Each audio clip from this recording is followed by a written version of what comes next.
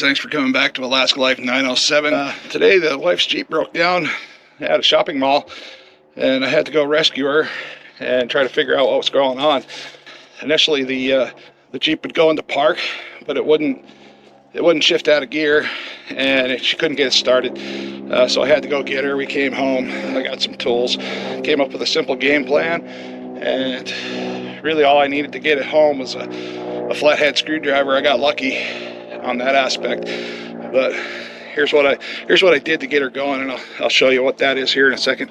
Okay, so right now we're in the vehicle. In order to do this process, you see this is stuck. You can't get it out. Put your foot on the brake, nothing.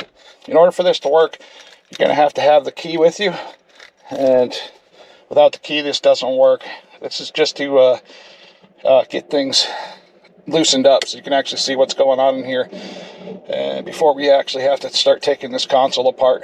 So take your big long flathead screwdriver, just stick it in there, and then this loosens this up now. So now I can get my shifter loose, but I can't go this way with it. Well, that's because I don't have the key in the ignition. Now if I put the key in the ignition, turn everything on, I can't start it because I'm stuck in first gear. But I just got lucky when we were at the parking lot, and this thing happened to decide to shift for me. So, but now I can, as you see, I can move this freely. Now I'm guessing what happened inside here, we're going to find out here in a little bit, but there's some bushing in here that falls apart and the shift cable falls off. So we're going to have to get in here and see exactly what's going on, and we'll show you how to do this process here. But now I took the screwdriver out, now I'm stuck again. So in order to unlock this, for right now, I have to do this process here. Now if I take the key out and shut it off, this part of a safety feature on Jeeps. So I put this back up in park, and it'll let me take the key out again. But if the handle's down in any other position, it won't let me take the key out. This is a video of a buddy's transmission, and it's the easiest way to show you in detail of the worst case scenario. What often happens here is when a synchronizer plate gets jammed and prevents you from getting out of gear. And if this should happen, you're probably going to have to remove and rebuild the transmission. Simply trying to slide the piece back will result in this happening again, and most likely immediately. So long story short, let's just pray this isn't the situation. So now for the hard part, is getting this stupid little knob off. You gotta pull that back. Hope you don't hit your wrist on the e-brake as you're trying to pull it off. But you just gotta, let's see if I can get this. Just starting to wiggle. You gotta wiggle it, the crap out of it. Maybe not. Holy shit. Why did they build this like this? Set it up.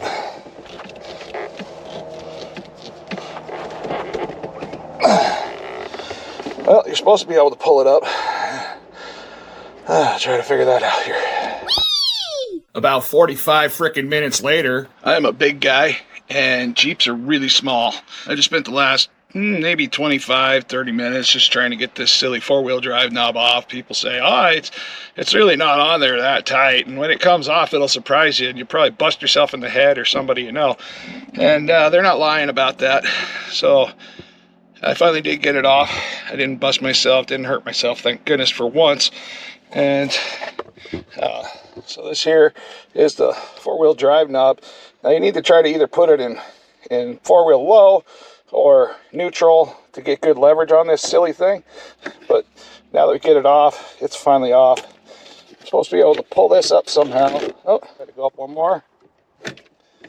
Okay.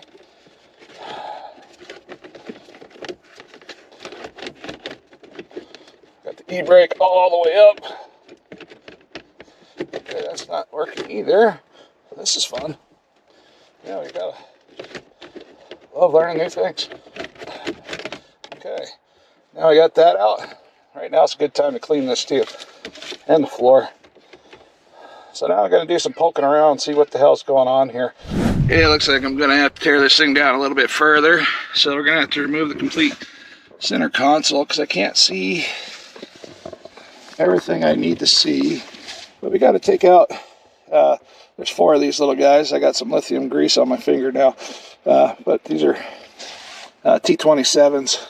You got one on this side, one on the other side, and if you slide your seat all the way forward, you're gonna have one on this side and one on the other side.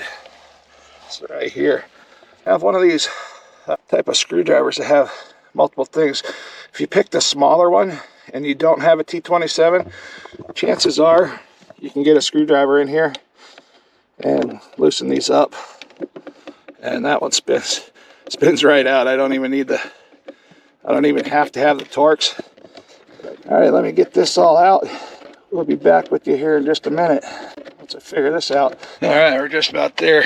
We're gonna do some spring cleaning in here, and this is how you know you got an Alaskan wife when she's riding around with her birdshot underneath the seat.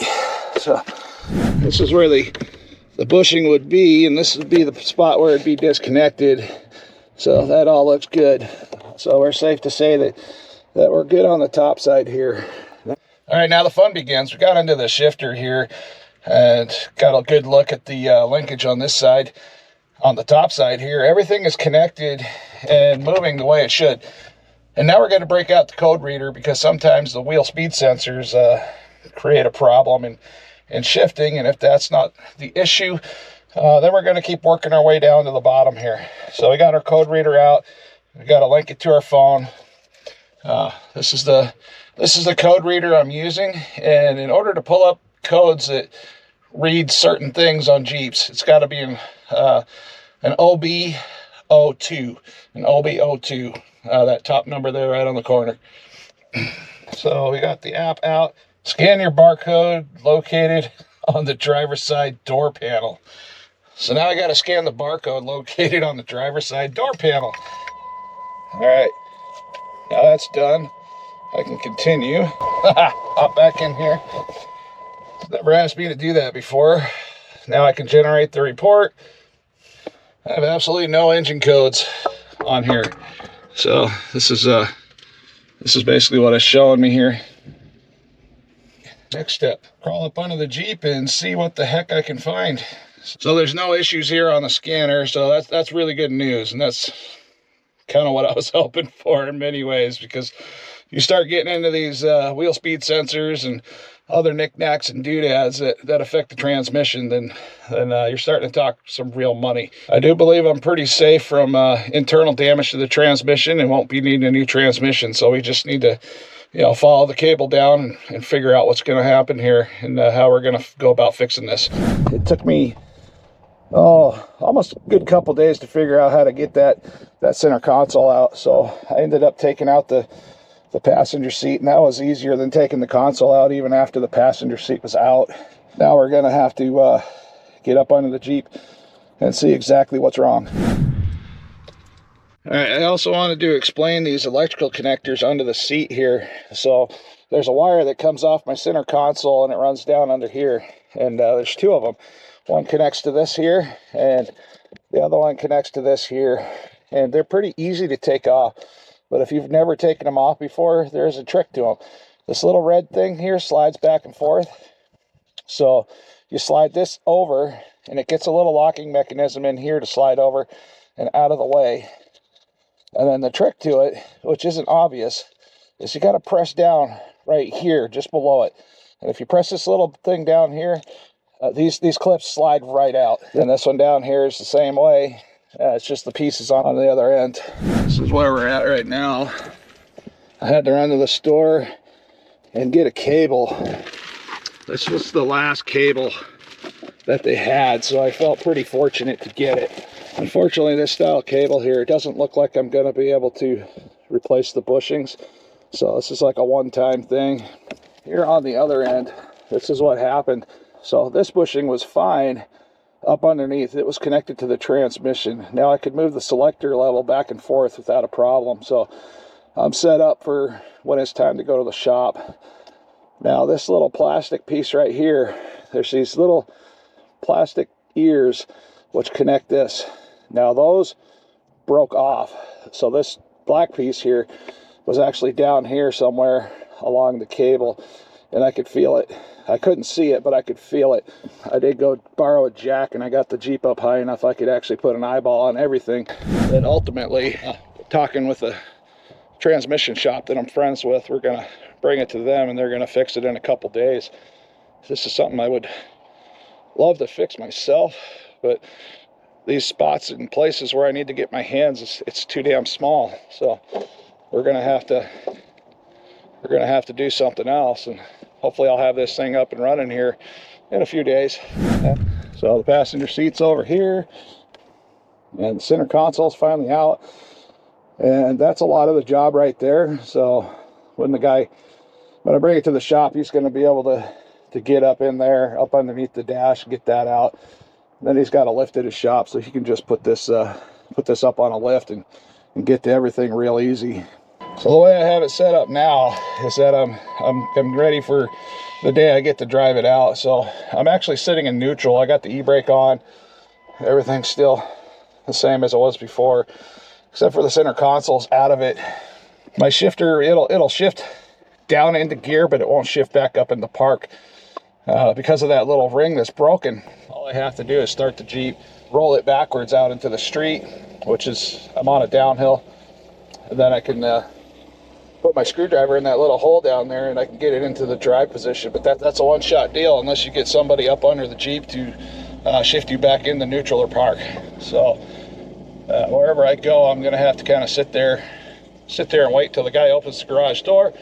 Then we can get inside and we can park it where it needs to be on the first try. That'll be nice. And then once the cable's installed, everything should be good to go, and the wife will be back in business and be able to go do her DoorDash and Instacart. Hope this helps somebody out and wasn't any fun for us. And thankfully we got a couple of extra vehicles that we can use in the meantime. Quick recap of how we diagnosed this Jeep. Just getting it home the way I did was pure luck, with only needing a flathead screwdriver. But at least it's in our driveway instead of a random parking lot. The process of getting the console out took a lot longer than I expected. And that four-wheel drive shifter knob was a real bear to get out. It's a poor design, which is no different than the cables or bushings being made out of plastic. After being able to inspect the bushings inside the cab, we then started to scan the vehicle. And as long as that went right, then we started to head underneath the vehicle to see what's up. When I got down there, I found a rare situation, which normally doesn't happen, especially considering that the bushings are the most common failure point among these shifter cables. Sometimes the shifter cable decides to break all by itself, but normally it's just the bushings that fall out and just become detached from the shifter itself.